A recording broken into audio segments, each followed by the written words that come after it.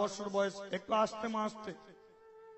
Download for Babu Sona Radhikari Kirtan videos. মায়ের কোলে বসে বলে, মা গো, গত রাত্রে আমি যখন ঘুমাচ্ছিলাম একটা স্বপ্ন দেখেছি।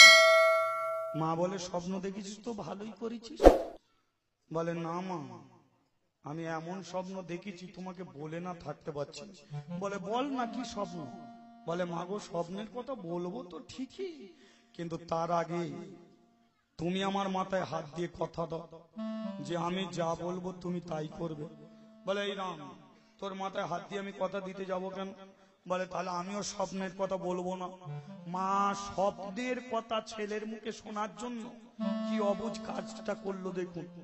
মা কিছু না বুঝি বলে, ঠিক আছে রাম, তোর মাথায় হাত দিয়ে আমি বলছি, তুই যা বলবি তোর কথা আমি শুনবো শুনবো শুনবো।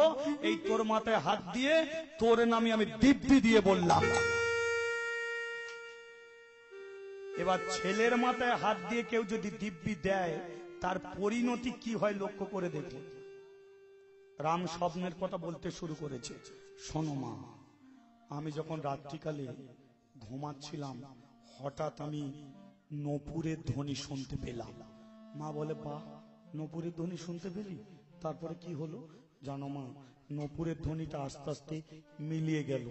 ও তারপরে কি হলো মা? তারপরে আমি মুরলীর ধ্বনি শুনতে পেলাম।